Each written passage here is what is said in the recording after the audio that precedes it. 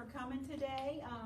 This is our continuing series on mental health issues and just how to understand, for maybe personally or for family members, strategies for healing, and we'll eventually touch on deliverance and some things like that. So both myself and Cassandra Donnelly teach the class, and so let's just go ahead and get started here and move forward. So I want to open us with a word of prayer. So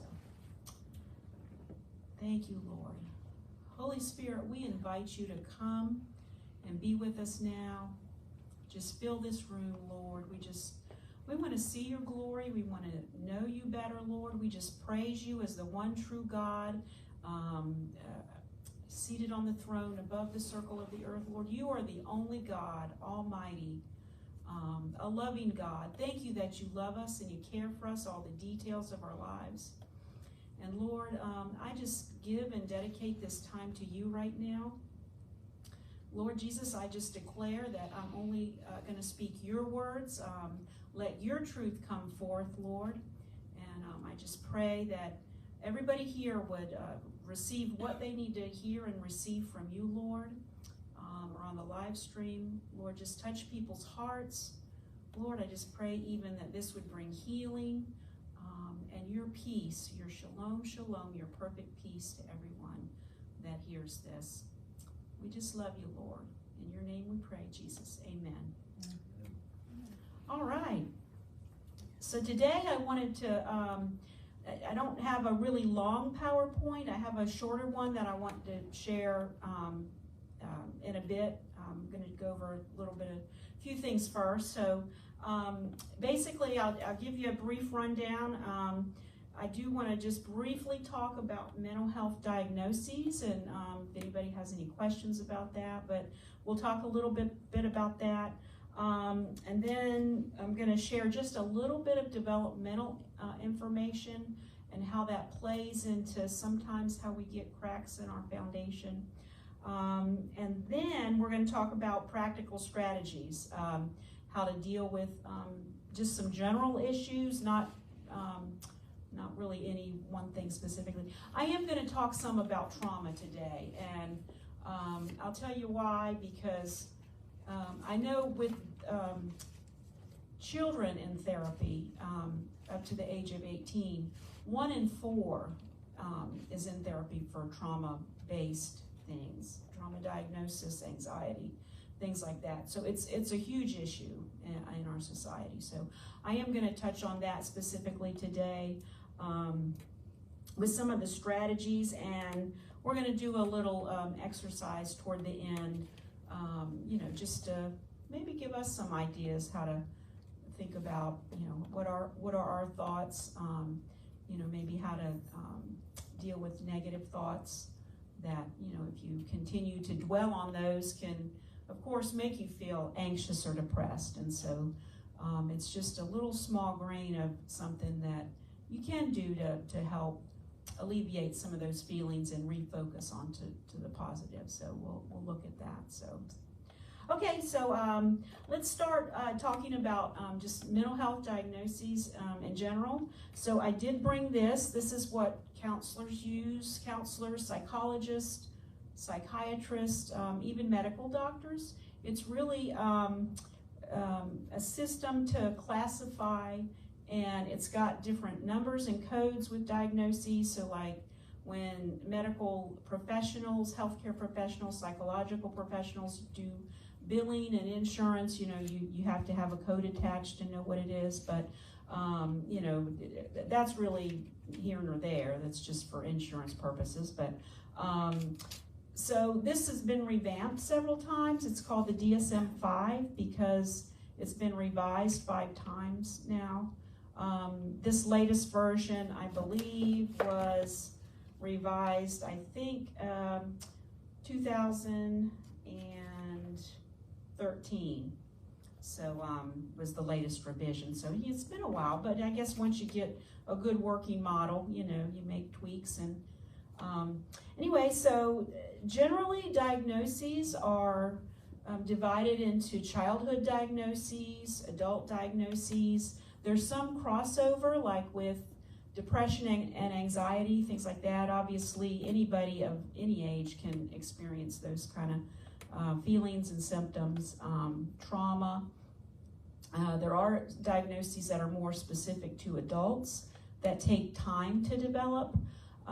So their personality disorders are usually are not diagnosed until adulthood, because you have to see a pretty long pattern of behaviors that don't work, that are, I'm not going to go into all the specific symptoms of things, but there are some. Now I know bipolar disorder typically in the past was not diagnosed in children until about age 16, because it was felt, I guess the thinking behind that was, it was felt that really it took that long for, the child is developing, chemicals are changing, and so it was just a caution, because that is a diagnosis that you can treat but will never go away because it's chemically based. Same thing with ADHD, attention deficit hyperactivity disorder, or ADD, attention deficit disorder without the hyperactive behavior. So those kind of things are chemically based, and now the ADHD and the ADD are usually pretty easy to diagnose in children, and it's not that uncommon that children struggle with that. But so there has been a move toward looking at trying to figure out the chemical workings of bipolar earlier in children, because obviously their chemistry is mostly set when they're born, but there's just a lot of other factors to consider. So some psychiatrists are moving toward younger ages of looking at that, because if you can figure it out and treat it, then the symptoms go away, or they're don't obviously the disorder doesn't go away, but the symptoms, when they're treated, the child can function better. That's the whole purpose of finding out what's really wrong and how can we handle this. So anyway, so the adult diagnoses, there's a whole section, of course, for things like substance use and abuse disorders, just a whole bunch of things. Obviously, you can see this is a very big book, and so there are a lot of things. It tries to be comprehensive and address everything. With children, there's disorders like autism spectrum disorder. Some people are frustrated because the DSM-5 no longer really differentiates between the high-functioning autism, which was in the past called Asperger's, and so it just kind of lumps everything together on a spectrum. So we still have the high-functioning, but it's just one diagnosis now, and so I think some people sometimes feel a little confused that, well, this child is really high-functioning, and they don't fit in the same categories as children that are like more moderate with symptoms. So anyway, but yeah. Are there any specific questions about specific diagnoses or the DSM-5? Anything like that? No? Okay. Well, I just wanted to briefly touch on that. I will say, please don't ever go online and look up the DSM-5 and try to diagnose yourself.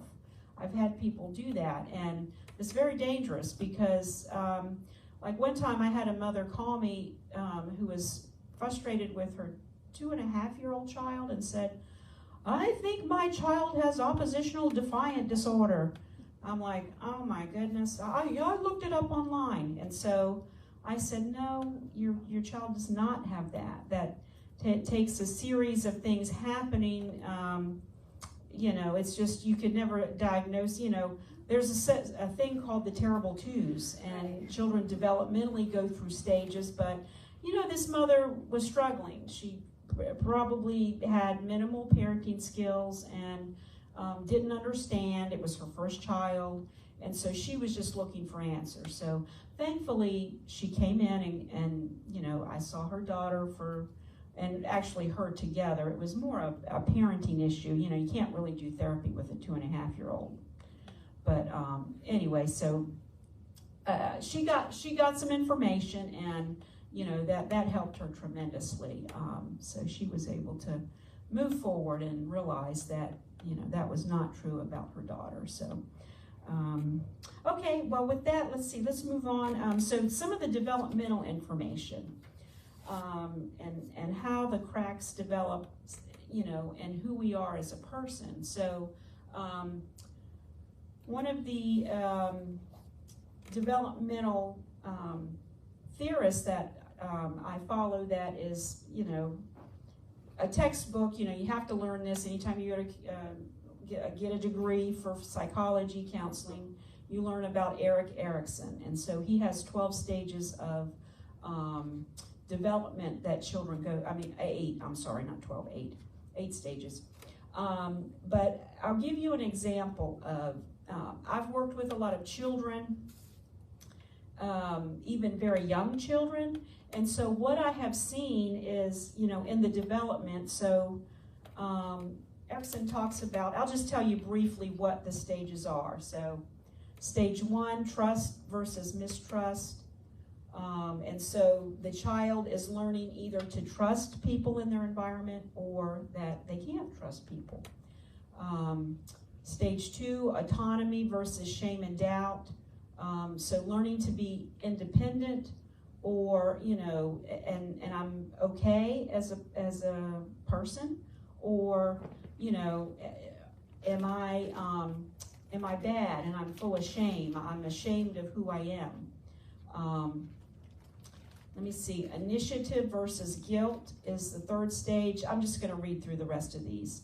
The 4th is industry versus inferiority. Stage 5, identity versus confusion. And stage 6, intimacy versus isolation. Stage 7, generativity versus stagnation. And stage 8, integrity versus despair. So this is, you know, pretty much 0 to 18, a developmental process that children go through.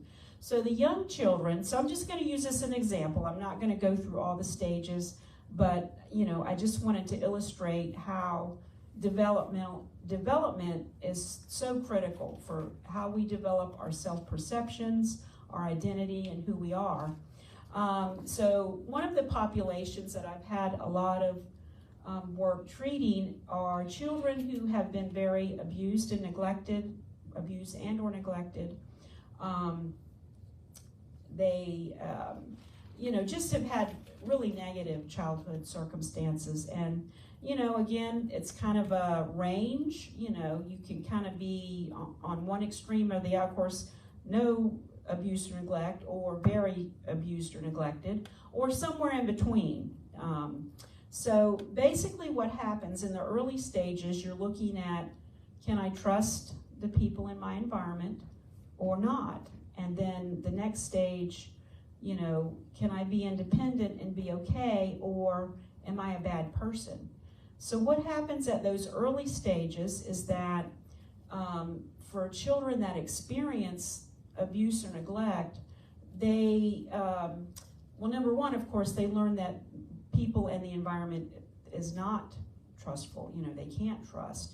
And so a lot of times they'll shut down or not have social interactions. In the more extreme forms, they have attachment disorders. They really can't form relationships if this continues over time, just because it's so emotionally painful for them. You know, and even infants, you know, when babies cry, they're expressing, I have a need. And when nobody comes to meet that need, they you know, that's where they learn mistrust. Nobody's taking care of me. Nobody hears me. You know, of course, they don't think those specific thoughts, but their body is traumatized, you know, by I don't have food, you know, my diaper's not changed. And so, you know, versus relationships are built on, and bonding occurs when, the parent comes, the child cries, the parent comes, meets the need, soothes the child, and then there's a connection. You look at the child, there's a connection. And so over time, 6 months, a year, really the bonding process is real critical in the first couple years of a child's life. So the other thing happens with the next stage, being independent, or am I bad and shameful and doubt myself, is basically parents can be real punishing and just and they never follow that up with affirmation or love. And so the child begins to learn that they can't separate the punishment for the behavior with them from themselves. And so, let's say the 2-year-old child, gets into something, the parent says no, maybe smacks their hand, and the child cries, recognizes that, something's wrong here. They had no idea it was wrong. I didn't know I was doing something wrong, but now, something bad has happened. My hand hurts. Oh no, what's going on? And so, if the parent continues to be punishing and doesn't give an affirmation, most parents will say, oh, you're going to be okay, and, pat them on the back or something. And then they're like, oh, okay. So then they learn, don't do this. I'm still okay. My parent still loves me. I'm still okay. But I shouldn't do this. That they learn that the smack on the hand was for the behavior and not directed at them personally. So, that, of course, again, children don't think all of that, but it's just a natural process that happens more in their subconscious and their emotions. So, so when things like that happen, and later on, like middle school, confusion versus, hold on, let me turn the page here.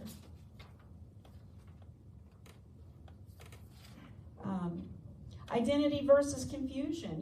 When children get up to that preteen stage, they're really cementing their identity. And if they don't have, clear affirmation, love, a stable environment, there can be a lot of confusion in that.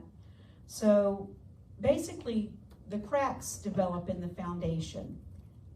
And, and especially, if you ever meet someone who has struggled with a personality disorder, they're just have been so wounded and abused and whatever, and have made choices. A lot of people go through bad circumstances, but they have made choices that I'm never going to trust the world again.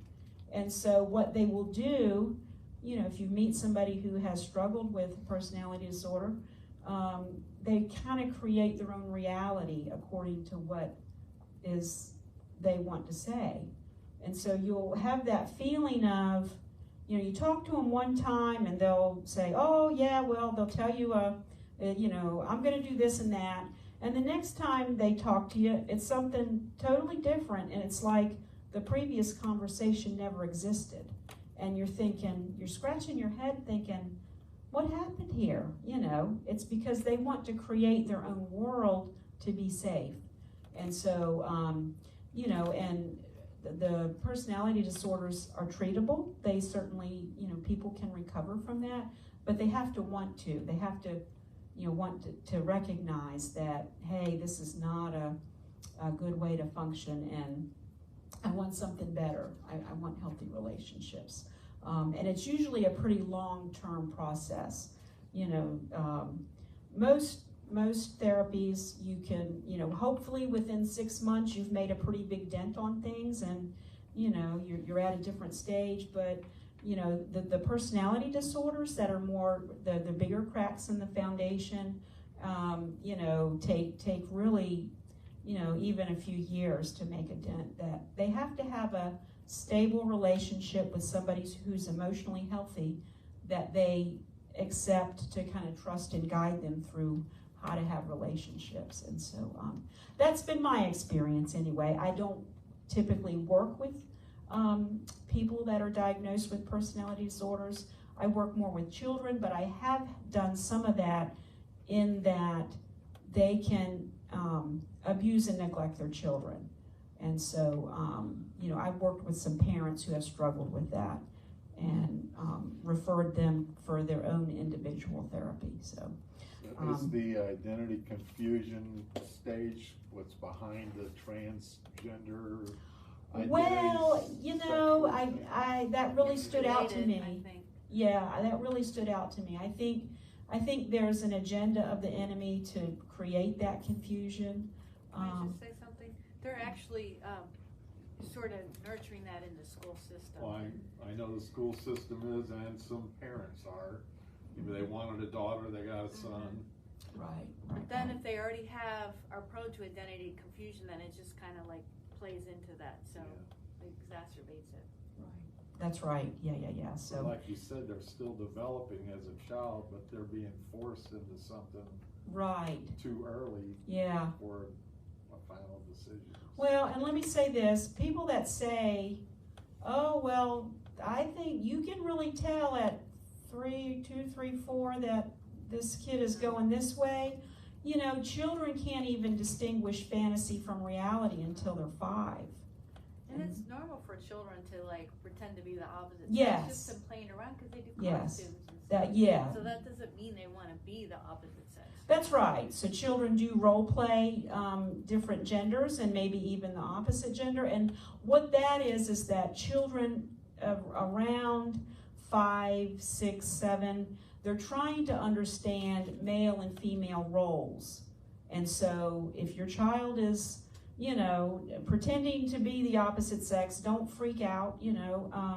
That doesn't necessarily mean, it means they're going through a normal developmental process. But, you know, so yeah, just let them explore that. But yeah, you don't, you know, then the agenda that comes in and tries to label that as something is, you know, is wrong. You know, that's not what's going on. So, anyway. Okay, well, any questions about any of that? So, so that's just something to think about. You know, you may know people where, you know, that you know something's not right. And so, you know, just getting information can help you to understand better. You know, with people who struggle with personality disorders, you know, you just have to have really firm boundaries and limits. And, you know, because when they fall apart and become unglued, you know, you're going to feel like they dumped a big load on you, and you're thinking, then you can also at that point think, what just happened here? Like, it doesn't even make sense. So if you have some, I just wanted to add on to the personality disorders. I work in a psychiatric hospital and do work with people with personality disorders. That they don't go in for that reason, but sometimes they have a secondary issue with, you know, the personality disorder, and they're usually very difficult to treat because of how inconsistent they are. That's like the hallmark of like a personality disorder, especially borderline. Personality disorder is that they might love you 1 minute and hate you the next, or, you know, they might be buddy with you one moment and then the next, you know, don't like you. And they usually go to the extremes, so they're oftentimes the people that harm themselves in order to get attention. That's Borderline true. is the most common diagnosis for self-harm. That's right. Along with bipolar. And then I also wanted to say that with trauma, I don't think most trauma gets better in like 6 months. I know with me, in my traumatic history, I spent 11 years in therapy.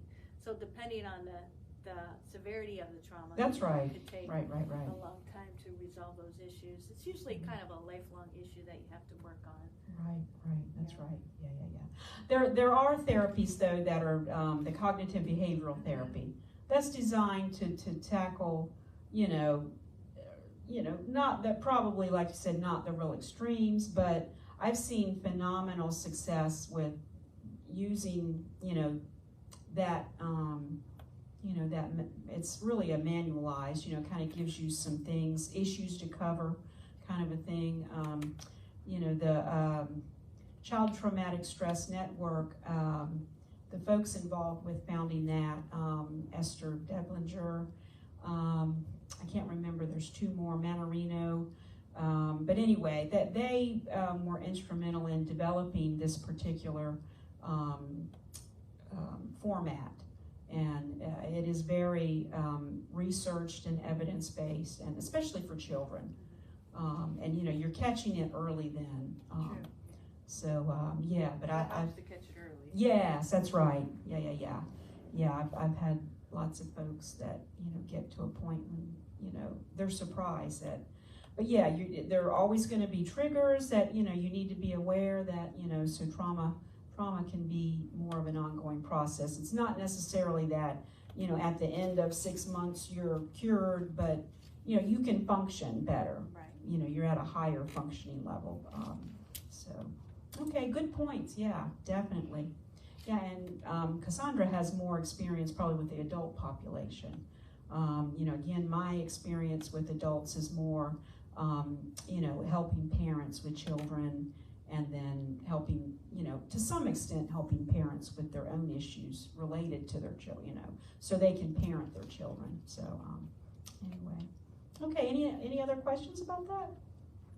All right, well, with that, let's talk about, in fact, what I'm going to do today for this particular class. I know Cassandra has shared some of her art because she's a wonderful artist and art therapist, and so it's a very unique and needed niche in society. And I wish that there was more of it. I know it tends to be more at treatment centers and places like that. Although I guess probably some therapists in private practice maybe do that as well as maybe, you know, talk therapy too. But yeah, it's an excellent tool. You know, talk therapy is good, but it's not good for everybody, you know, or sometimes you need something a little different to, you know, express or capture, you know, to reach those deep wounded places. And so I wanted to share briefly, so one of my specialties and niches is to do equine therapy with children, and I'm in the process of developing a program. So I do have a little presentation. You may see on the screen. I do have a little presentation.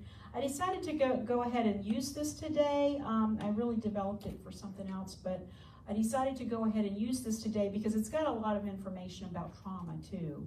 And I did want to talk, you know, some about trauma, you know, since that is so common in society. So hold on, let me just put this away.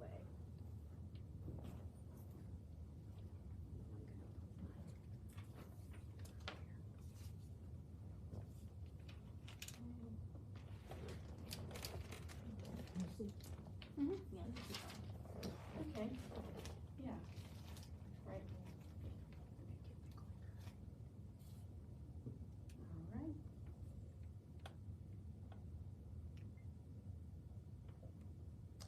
Okay, so now we're going to talk about, you know, a specific intervention, obviously, equine-assisted psychotherapy. So the benefits of the horse as a partner, really not really a co-therapist, but, you know, a partner in therapy, a therapeutic presence to the session. So, all right, so first let me,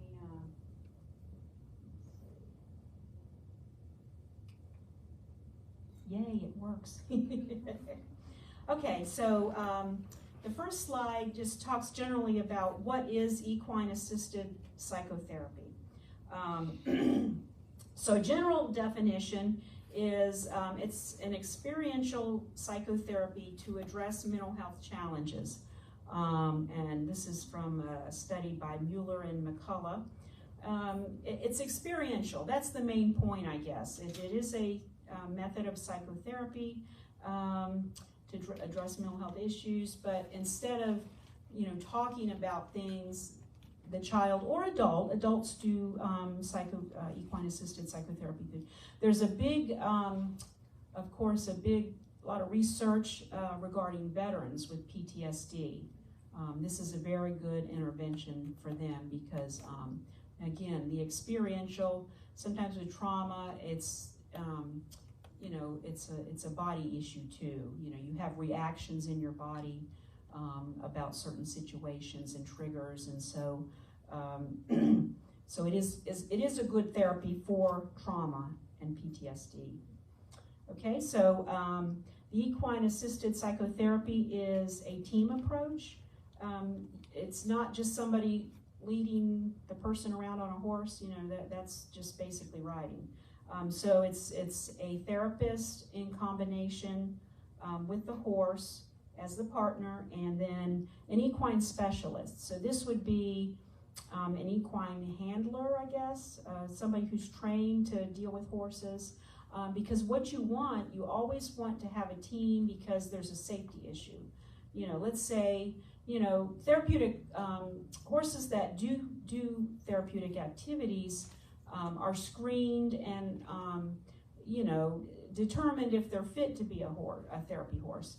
But horses are still horses, and so, you know, they can get scared of something, and if there are any safety issues, you need somebody who can, you know, deal with the person on the horse, and then another separate person who can deal with the horse and manage the horse. You know, and it's always good to have a team because then really you get more information. You know, there's something, you know, if the therapist may miss something, and the equine specialist could say, you know, oh, well, did you notice when this happened? And so it's just good. It's good to have a team approach. Typically, the psychotherapy can either be done on the ground with just interacting with the horse, or there can be riding activities that are also therapeutic or used for psychotherapy. And that's typically what the psychotherapy portion is. There is also hippotherapy. So hippotherapy is, as you can see on the screen, on the slide, is equine movement as a therapy tool. And there is actually an American Hippotherapy Association. So basically, this is using the horse as a tool for more physical therapy. The motion, you know, people that have physical issues need to strengthen, you know, like I've heard of some cases that a girl had cerebral palsy. That's what I'm trying to say, cerebral palsy. And so one side of her body was weaker than the other. And so the equine therapy, the hippotherapy, was used to help strengthen that part of her body. So, okay, let's see. Okay, and so this is just a brief history of the development. You know, I mean, I think equine therapy has become pretty well known now, but it really goes back pretty far. So the whole concept started because at the 1952 Olympics in Helsinki, there was a rider named Liz Hartle, who won a silver medal in dressage. So she had polio and had used riding to overcome the effects of polio and strengthened her body enough that she was able to actually ride in the Olympics, which is pretty incredible because, you know, there's you have to be pretty good to ride at that level. So then out of that, in the 1960s, therapeutic riding centers first started developing in Europe and Canada, and then came to the United States. Hippotherapy developed because really the Europeans took that idea on first because they viewed the horse and riding as an adjunct to physical therapy. So they were kind of the leaders in that. But then, you know, the Americans caught up, and in 1969, the North American Riding for the Handicapped Association was established in actually Middleburg, Virginia. So a group of 23 people got together and said, hey, we're going to get this going because this looks like it's a very, you know, good treatment for therapy, for, you know, physical therapy or whatever. So some other organizations that developed out of that or after that. These are not necessarily connected to the first founding of, it's called NARHA, N-A-R-H-A. The Certified Horsemanship Association was established in 1967, and that is actually more out in the western part of the country. And then in 1999, EGALA was formed. So EGALA stands for Equine Assisted Growth and Learning Association. So this is the organization that does the therapy that's not riding, non-riding. You're on the ground with the horse. You know, the client is interacting with the horse and learning about themselves. And we're going to talk a little bit more about how that happens.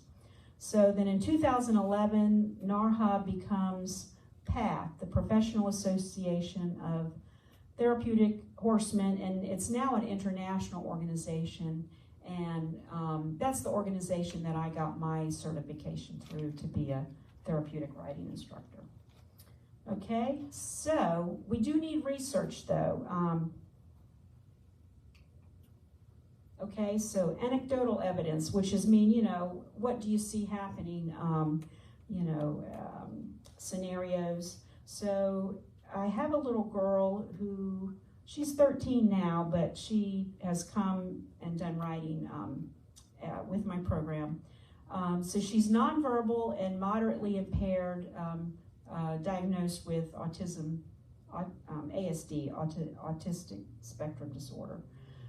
So she attended therapy kind of sporadically from 6 to 8, and I didn't see, they were, didn't see them for any therapy for maybe about a year in that time.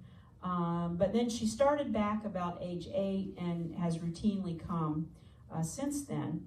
So over the past 2 years, her mom reports. What's routinely? Like once a week? Yeah, typically once a week. When the weather's bad, like in the winter, sometimes we'll take about a month off. But yeah, typically it's once a week. Some therapeutic riding centers do sessions.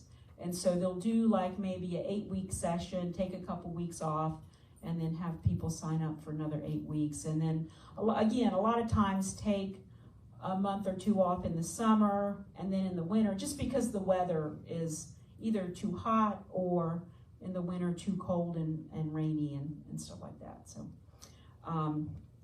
okay, so Mom has started reporting over the past 2 years that her daughter gets excited about going to lessons. And so because she's nonverbal, what they do is they show her a picture of an activity to show her that's what she's going to do and have a routine.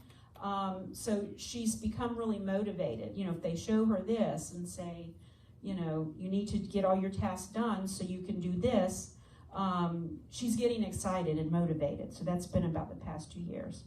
And then Mom recently, just over the past maybe, several months, has saying, well, the day that if we have to cancel or something doesn't work out, maybe the weather, it rains, she said, I've noticed that my daughter seems more irritable. I have more trouble taking her in public.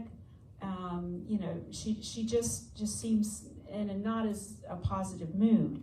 And, of course, the mother is relating that to the not having the horse therapy because it's something that she really loves at this point. But, I started thinking about that. So that's kind of anecdotal evidence. You're looking at that and saying, wow, well, this really seems like it's positive and it's working. And but there's a caution with that. So is this decreased functioning due to her not being able to come to the lesson, or is it really because her routine is disrupted? Because that is an issue for children who struggle with autism, is that when their routine is disrupted, they get out of sorts. It's hard for them to make that adjustment. So, even though it's really tempting to say, wow, this is, yay, really research is needed. That's the emphasis, to really find out what's going on. Is this really, if you have children who are autistic, have therapy and then a group doesn't, like a control group, and you see that, you know, overall the functioning of the group that gets the therapy is better. You know, that's more like what research does to really verify what's going on behind the scenes. So, okay, all right, here's more evidence that we know it works. Okay, so this is one of my riding students and one of my horses. The horse's name is Princess, and I'll talk about her a little bit later when we talk about screening. This young boy is a high-functioning autism. Really, even though he could speak, he struggled to be verbal. I mean, he had the language skills, that was not an issue, but he just was very introverted. And so the first picture on the left is when closer to the time when he first started coming. He was about 11 or 12. So what we did is over about a 4-year time period, he came for about four years. We would go to Special Olympics in Raleigh for the big show once a year. And so both of these pictures are at the show. So the first picture on the left is the first time he went. And you can see the height difference. See how much taller he is in the second picture because he's 16 at that point. But and you can see he's got the gold medal around his neck. So for 2 years in a row, he won the state gold medal in dressage, you know, as part of doing his, you know, equine activities. And he was just, I can't tell you what a boost that was to his identity, his self-esteem. You know, he really didn't have any outlets. Social outlets, was not interested in social outlets, but he was very interested in horses. And so he was able to come and develop some social skills. And, you know, the events when we went to Raleigh, there was always a big social gathering for the participants. And so he got to actually go to a dance and, you know, have meals with, you know, a large group.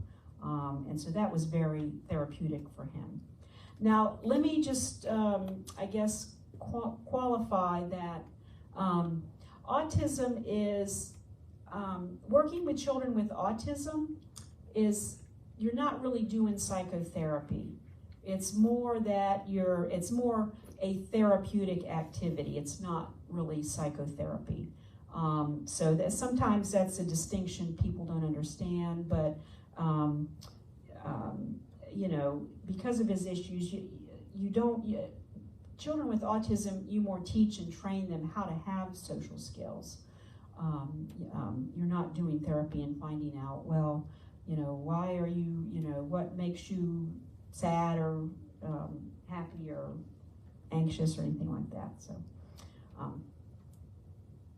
So again, this is the anecdotal evidence. You know, he had such a positive experience.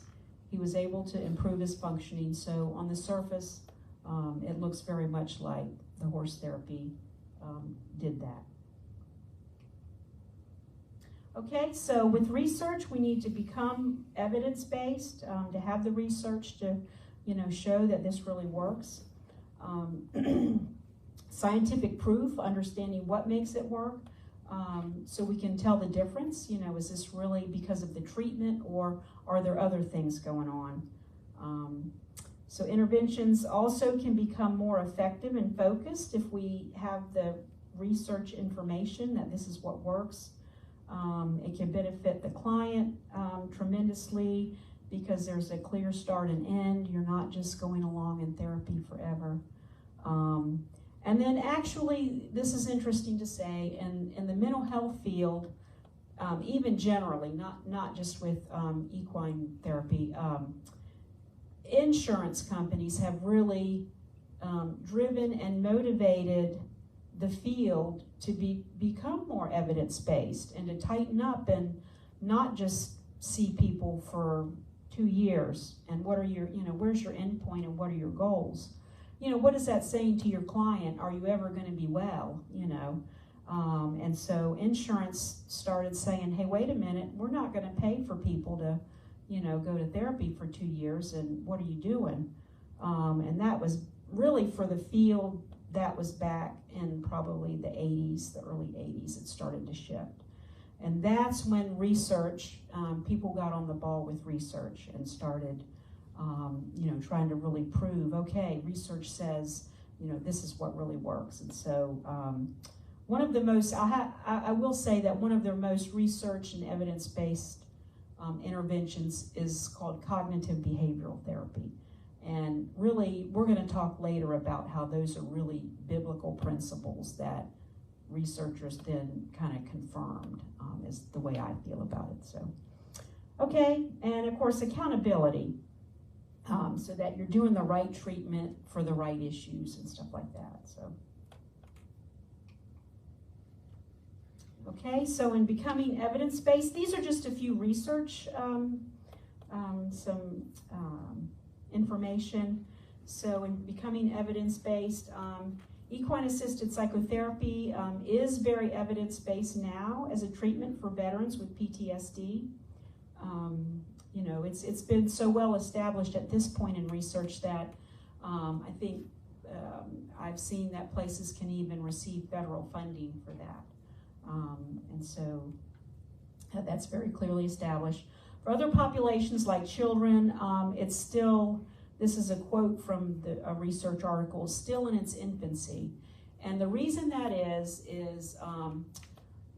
truly there has not been the volume of research, but horse therapy or psychotherapy is a little more difficult to do than just studying somebody at an office or, a group.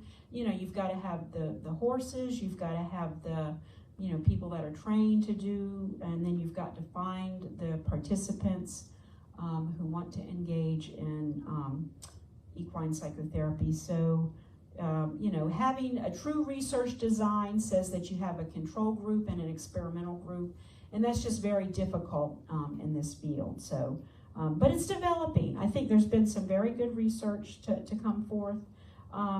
So this is the statistic about a little over 1 in 4 children seeking mental health treatment are diagnosed with PTSD. So there's a huge need to address trauma, and so, it's good that the equine-assisted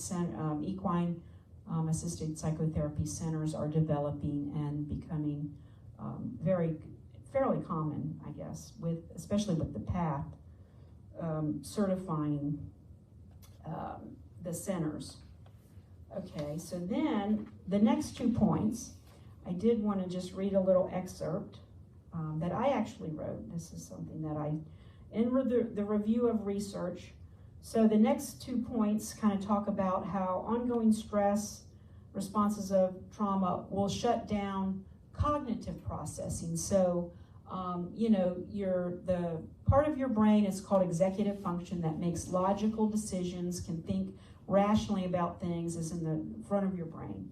Well, that shuts down when you get stress and trauma. And so that makes it difficult to talk about things. It's harder for people whose logical part is shut down to really talk about, their reactions, their feelings. One of the key things about trauma is you want to avoid talking about what happened to you. And so, so a lot of times the cognitive, the talk therapy processing is not as effective. So then the next point says nonverbal treatment to develop safety and trust reactivates cognitive processing and your affect or your emotional, being able to control and regulate your emotions. So the little excerpt I wanted to read real quickly that ties all of that together. So traditional therapy may seem unsafe to trauma survivors whose neurological systems may be in a hypervigilant state and feel overwhelmed. Under ongoing stress responses, the limbic system of the brain, which is more of the emotional control, repeatedly triggers and remain on, leaving the body in a hypervigilant state, making body somatic regulation of your body important in complex trauma recovery. Talk therapy alone can be rendered ineffective when the impact of trauma on the body is combined with trauma impacting cognitive processes. This is especially true for those whose trauma started in childhood.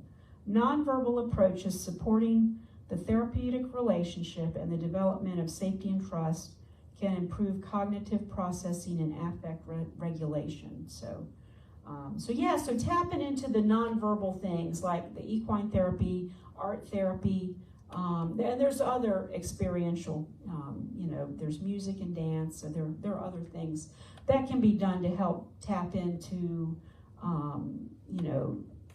dealing with recovering when you're, the processing, the cognitive processing part of your brain is shut down. Okay. Okay, more benefits of the equine assisted psychotherapy. Okay, this is the horse part. So basically the presence of the horse in animals generally, obviously other animals are used for therapy too. Dogs are very commonly used as therapy animals. So the presence of the horse and animals generally is related to oxytocin in the brain, which is the hormone in your brain that makes you want to connect or affiliate to people. And so the horse helps to produce oxytocin in your brain and can lead to reduced anxiety, hyperarousal, and reduced aggression, and increase in trust and empathy. And that was a study done by Beetz et al. Also, the equine provides for safe, positive touching when the child or client is grooming, petting, riding. And so this can establish some safe emotional touch for people with trauma. Okay, so horses provide immediate feedback about nonverbal human behavior and can increase awareness about behaviors and emotions. So basically, part of this ties into horse psychology, but so let's just go on because we're going to talk about that on the next slide.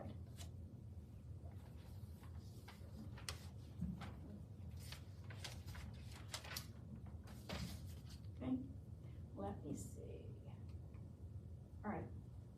So basically, horse psychology, horses live in a heightened awareness because they're prey animals. And so, their defense is that they're always watching the environment, what's going on, is something going to get me? And so they're just, they have the largest eyes of any mammal, and so that's their defense.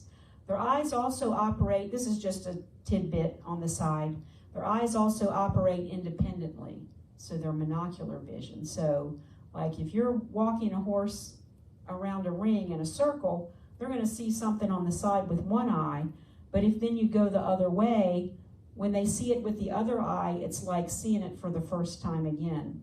And, there's no recognition of it. So that's good to know. So you know what horses, need to be aware of in their environment. So they, because of that heightened awareness, they perceive even just little changes in people.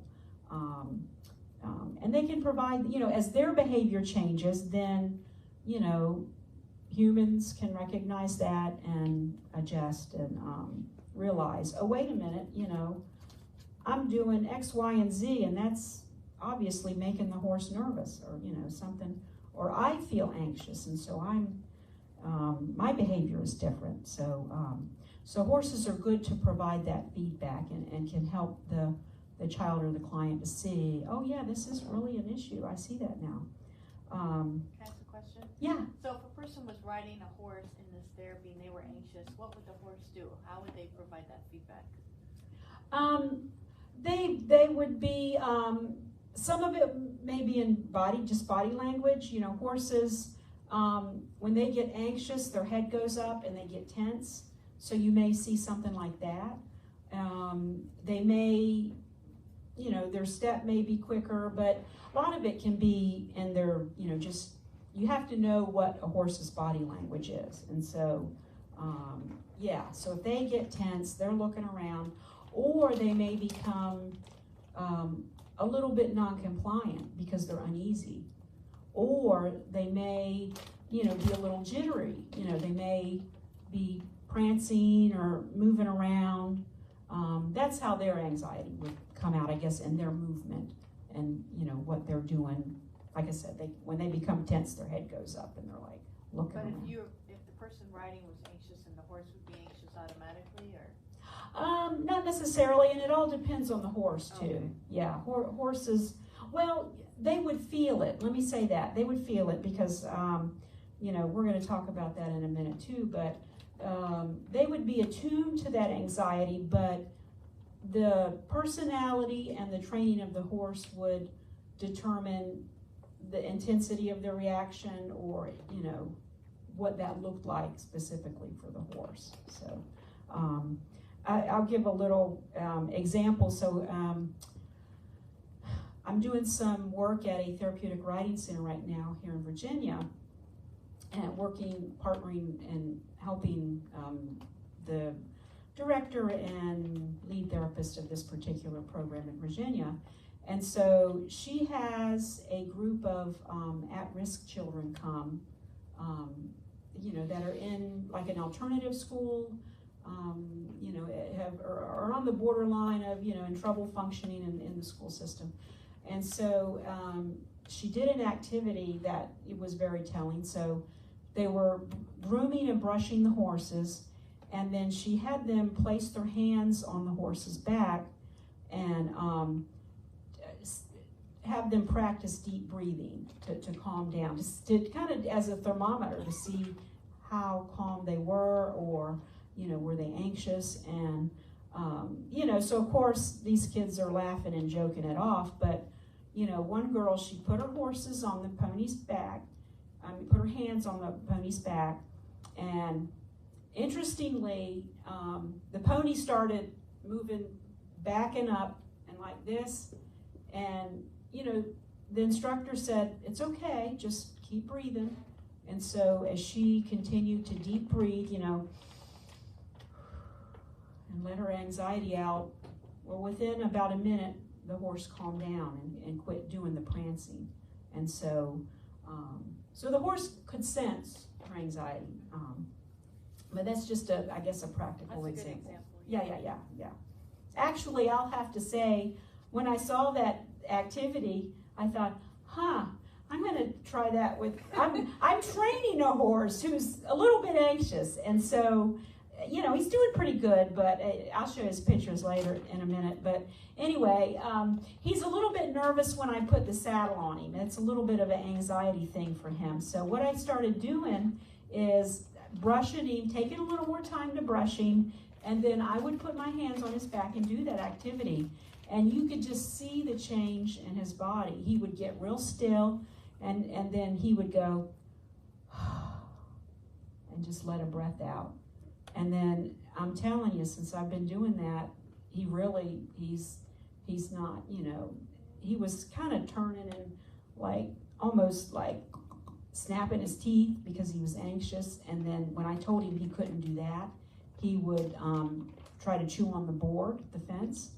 And so I knew that he had anxiety. Some people might have just said, "Oh, he's just, being a mean horse." Well, no, he's not. Horses are not, 90%. I mean, I'm sure there's a few that are, a handful. But yeah, so when I helped him to calm down, he's been fine. So, I thought, yay, boy, I got me a new technique.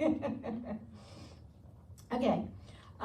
So just one more point on this slide. Veterans with diagnosed with PTSD receiving a manualized, which means like a structured program, probably 12 weeks of, we're going to, it's done the same way, same kind of sequence of things.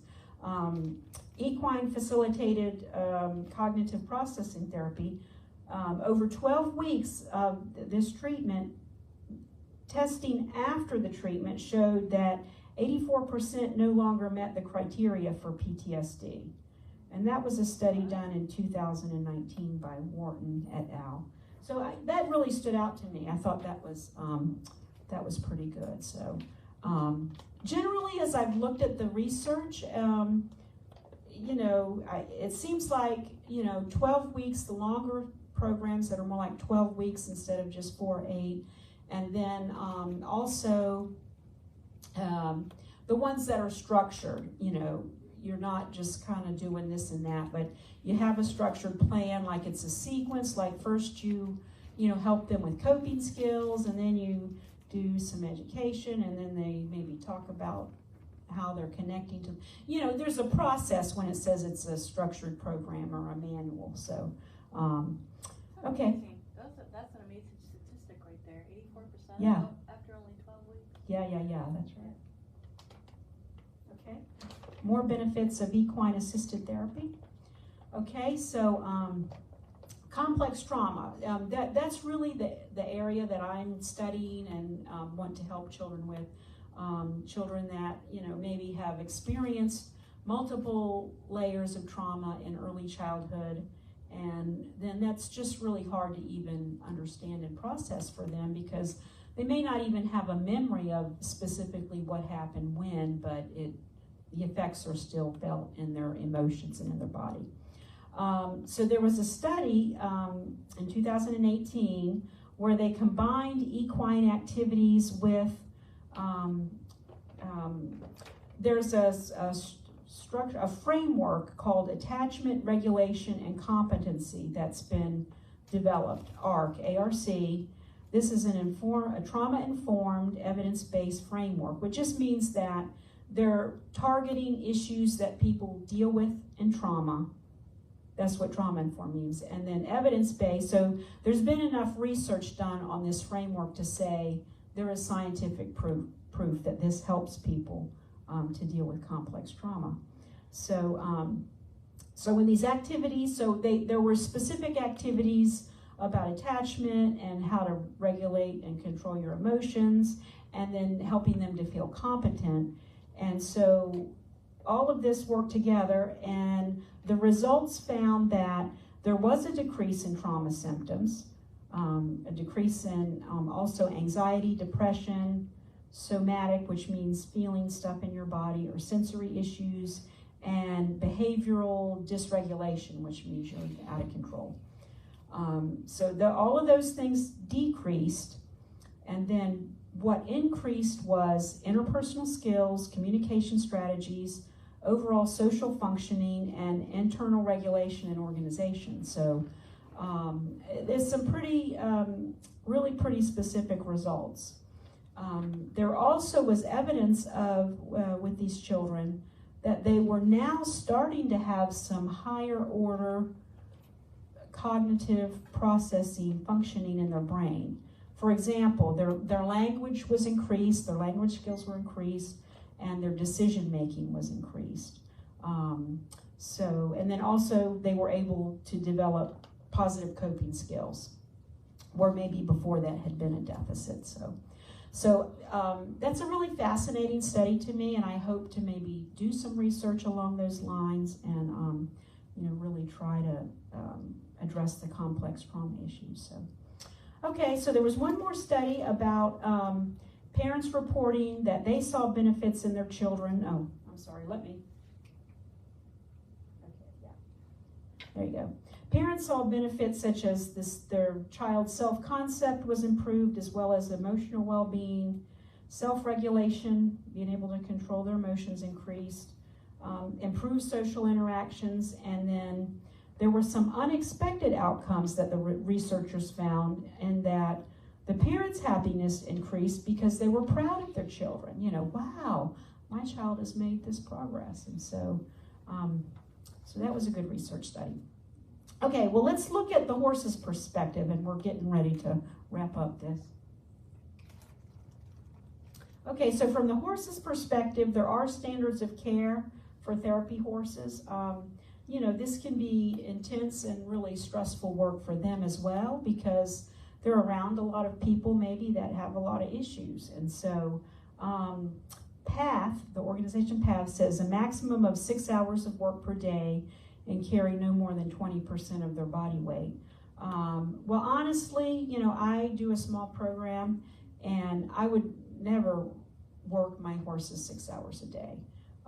Typically, it may be a few hours, you know, maybe 2 or 3 or 4 lessons maximum. But the horse, you know, those of us doing this try to take really good care of our horses because they're doing a lot.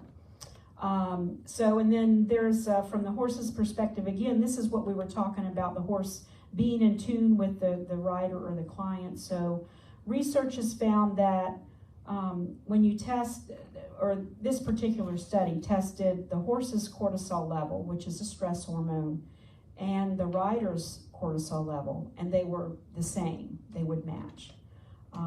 So that kind of verifies that horses are in tune to their riders. But there was another study that showed if the person was not riding, not mounted on the horse, that did not necessarily apply. That it was more the physical contact where the horse would attune to the rider.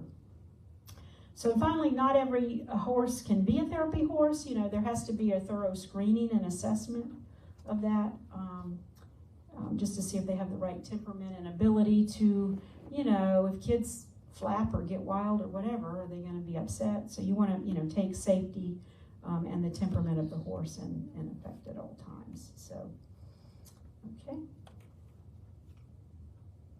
okay, and just one final little thing here about the horse's perspective. There's this little, let me just read this real briefly. This is from the horse's point of view. 5:45 a.m. Dawning, light shifting. The two-legged's light is on. This is the horse thinking this. Soon, food. What takes her so long? What is she doing there? Stretch, cool time of day. The others are waking up, watching, hungry. Dry, there's not much grass out here. Over the fence it looks better. Metal sound, gate opens, hay comes.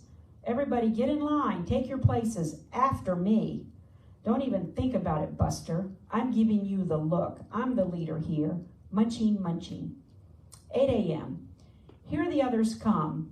A people day. Soon they will tend to me. Brush, scratch, rub. I like that one spot. Ah. Some two-leggeds are easier to be with than others. You know, some smell better, some come grumpy, some come asleep. Others are very peaceful. I can tell much about the people by their energy. I see it, or I feel it, I smell it, and I hear it. I don't know their words, but I know their songs. I see their pictures. I know it before they get here. Sometimes the helpers complicate matters. 9 a.m. The ones that ride, their energy is different. Their bodies are different. Sometimes their physical, emotional, and spiritual pains are so great they startle me. I am here to help them. Sometimes it takes some getting used to. Each one is different. Sometimes they are sleeping, sometimes they are jerking. I know them all by their energy, the riding ones. Some are learning to balance. We go into the arena, all of us. The helpers talk and laugh, the rider talks. The one in the center of the ring talks. At first it is hard to know who to listen to or respond to. The one on my back doesn't move with me. Those helpers by my side poke me with their elbows. What does that mean? Nothing, I guess. I just ignore it. What is all that noise? Don't they know that that drives me nuts? The magic begins with the breath. Our energies settle and come together. Your steps synchronize. Your intentions synchronize. We move as one, and then the amazing thing happens. All of our energies blend together and create something really special around our rider. It's like a bubble, an opening, a place where our intentions live and the rider is healed. So I thought that was an interesting little perspective of the horse. So anyway, and of course we've already talked about body language, knowing what the horse is thinking, so I'm not going to go over that. And then impact on the student. You always teach students to do a horse handshake, which means you hold out your hand and you let the horse sniff your hand, and that's kind of your way to introduce yourself to the horse. And so, they just get so delighted at that. It's just, the horse touched me, it's really fun. And then there's the occasional horse hugs. So my horse Princess that you saw earlier, there's been a handful of times when a child has come upset. There's one in particular I'm thinking about. She was crying. She didn't know if she wanted to ride. She had been through a lot of trauma, but her mother finally got her to come out of the car and come into the ring. And she was still sniffing a little bit and crying. And when she walked over to us, my horse Princess, without any prompting, of course, this was all on her own, she looks at the girl and she put her chin on the girl's shoulder and just rested her chin there. And the girl's eyes got big and was like, of course, the horse had never done that before. And so I said, see, she likes you. I mean, it just shifted the whole atmosphere. And, then she was happy. She was able to have her lesson. And, so my horse did with one touch what I probably couldn't do in an hour, to help this girl. So to me, that's just the power of the horse as your partner. So, okay, here we come. This is the end. So this is the herd. Okay, this is my little mini horse called Fancy. So I've had her for several years now. So all of my horses have really come to me as rescues. And so she's just, we call her Bossy Britches, because she's a very kind of in-your-face horse. She, if somebody comes in the ring, she's going to immediately come up to them and, oh, what you doing? Can I see that? Do you got any snacks for me? That kind of a thing. So she's very friendly, and the kids just love her. So I got her from a rescue. She actually was just dropped off. I guess the people didn't know what to do with her, and so they loaded her on the flatbed truck with their furniture and took her to the rescue. And I thought, oh, that's so dangerous. But she survived it, and she's been a delight. This is her pasture mate, Jack. So a neighbor was fostering him and ended up moving, and of course couldn't take him. And so I said, well, I'll take him. And boy, he's just what Bossy Britches needed to get her in order. So, she was only 2 when I got her, so she really needed to learn some social skills, her own self. And so he's kind of the strong, silent type. So he doesn't get excited about things, but when he whips his hind end around and points it at her, she knows she better get out of the way. So anyway, so you take the horse's personality, and then that interacts with the children, the people, so you can use that as a therapeutic tool. So he's a little more shy to warm up to people, because he did experience some abuse. So anyway, okay. All right, and of course Princess is the spotted horse. We call that a paint horse. She's been my main therapy horse, and she's been wonderful. I mean, she's very friendly. She wants to put her nose on everybody and say hi, and so the kids have really just adored her. So, and then one of her pasture mates, her name is Romantic Gal, and she's been a good, she's a good steady horse. She was. She's a standard-bred horse. She was a long time ago. She was actually a racehorse where they pull the little sulkies behind them and race. But anyway, and here's in training. His name is Logos. Actually, I had him donated to my program, and so he's in training. His personality is very friendly, like Princess. So I'm assessing him. But I'm still not sure at this point if he's going to be a therapy horse. I know he has the potential and the personality for it, but all of that will need to be assessed. So anyway, any questions about any of that? It's pretty. Oh, thank you. Yeah. Yeah. What's that? Your children that are coming to this are probably already experiencing a lot of fear with their trauma and the PTSD. Yes. So I would think encountering a horse being so large they'd be afraid of it.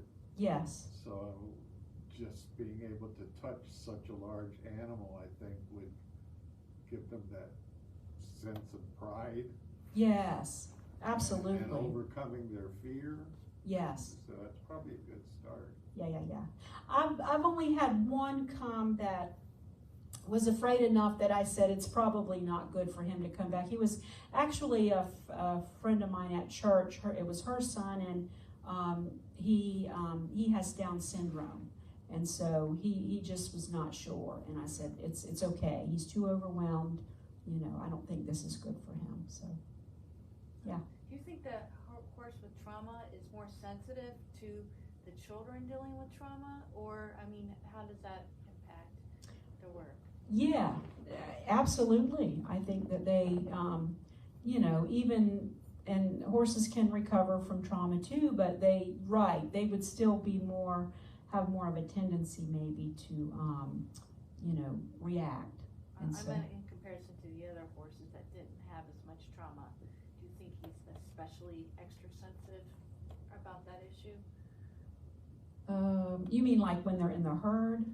No, I meant the traumatized horse. Do you think he is even more sensitive to the children with trauma? Oh, I compared to the see what you're horses that saying. Don't have the trauma. I got what you're saying. That's possible. Yeah, because right, they, you know, horses, you know, in the horse world, horses are either described as lazy and low energy. I don't like to use lazy, I say low energy. But they're the kind that, now, Logos is kind of, really, that's his core of being, because he's the only horse I've ever worked with and trained that I was trying to train him to go on a lunge line and kind of go around me and exercise. So when, like, the second or third time I was trying to do that, he decided, he went around me one time, and then he stopped and put his foot up to rest and said, "Are we done? You know, I'm done with this. I got it. I don't need to do this anymore." It was just so hilarious. But yeah, so they're either kind of lazy and low energy, or they're more what we would call hot and reactive, where they are a little bit more geared up and react easier. So, you know, that all has to be taken into consideration when you're deciding, is this a horse that's good to do some therapy? So, yeah. And one last question. Yeah. About how many children do you have attending one session, or, you know, one work therapeutic event? Right. I just do individual sessions. I know some centers, there's a really state-of-the-art therapeutic riding center in Williamsburg called the Dreamcatchers, and they do group lessons, and so they, you know, typically, I don't know, you probably wouldn't want to have more than 4, 5, or 6 around that, but yeah, I mean, I guess for the riders that are a little more advanced, you know, could possibly do that. So anyway, yeah, but I prefer the individual sessions. So my ex-coworker works for the Dreamcatchers. Does she? Yeah, remember I was telling you about her? She does horse therapy. Oh, as well. you did tell me that. Right. That she does the horse therapy. Yeah, that's right. Yeah. It's a beautiful place. It's where I got my certification, because when you go through the certification class, it's a week long. You know, you have to pass tests, you know, educational piece, and then you have to ride and show that you know how to ride a horse. So anyway, so it's a very wonderful facility there. So mine obviously is much smaller. So anyway, but we're doing a good job. We're, there's just nothing else in Elizabeth City, so it's wonderful that, you know, people in our area have to drive, probably an hour to access that kind of service. And how much does it typically cost, and does insurance cover it? That's a good question. I'm still learning some of that myself. I personally, I'm not really charging a therapy price right now, so, you know, Elizabeth City is just very economically depressed, and so, I charge $20 for a half hour and $30 for a full hour.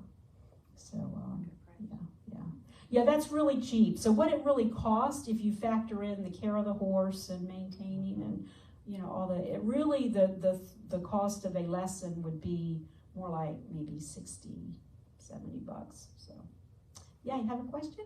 Yeah, my daughter had it and I didn't even realize it. Oh, And okay. it did wonders for her. You know, just took her for riding lessons and Right.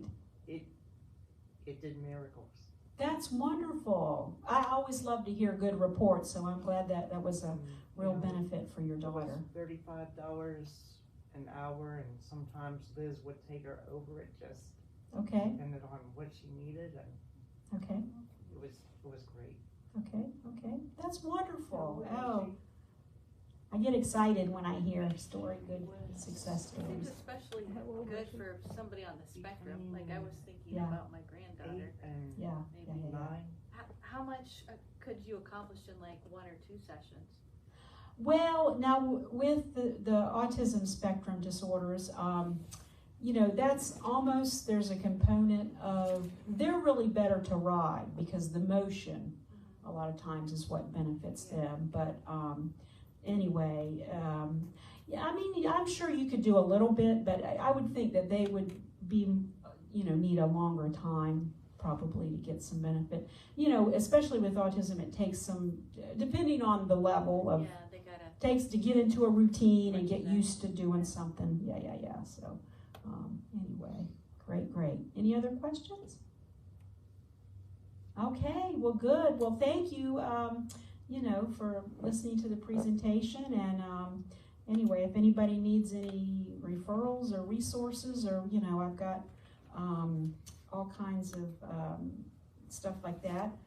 So I have one more little activity I just wanted to share in closing. Do you want the people online to know the activity or not? Probably not. Okay.